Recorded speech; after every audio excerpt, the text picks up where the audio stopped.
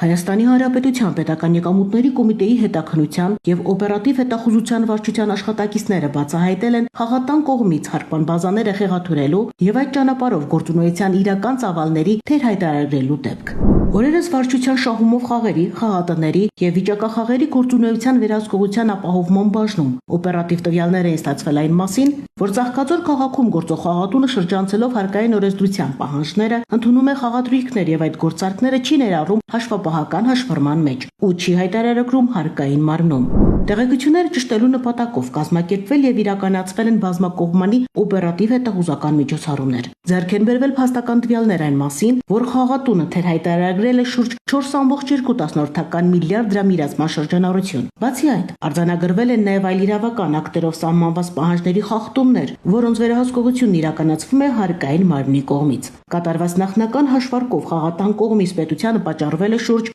887 միլիոն դրամի վնաս։ Պետական եկամուտների կոմիտեի հետաքննության եւ օպերատիվ հետախուզության վարչության հաղորդման հիման վրա Հայաստանի Հանրապետության քննչական կոմիտեի տնտեսական հանցագործությունների եւ մաքսանեկությունների քննության գլխավոր վարչությունում նախաձեռնվել է քրեական վարույթ, առանձնապես խոշոր չափերով հարկերից խուսափելու հատկանիշներով։ Վարույթային եւ օպերատիվ հետախուզական միջոցառումների շրջանակներում խաղատանն իրականացվել են խուզարկություններ, արգրավվել են նախաքննության համար կարևոր նշանակություն ունեցող փաստաթղթեր եւ էլեկտրոնային կրիչներ։ Հայաստանի Հանրապետության պետական եկամուտների կոմիտեն տեղեկացնում է, որ խաղատնային բիզնեսում հարկային ռիսկերի եւ կանխիկ գործարքների նկատմամբ վերահսկողությունը կրելու է շարունակական բնույթ։ Հիշեցնենք, որ տնտեսական գործունեության թափանցիկությունն ու հարկային պարտավորությունների ամբողջական կատարումը ոչ միայն օրենքի պահանջ, այլև պետության ֆինանսական կայունության ապահովման հիմնարար նախապայման։ Պետական եկամուտների կոմիտեի տեղեկատվության եւ հասարակայնության հետ կապերի բաժին։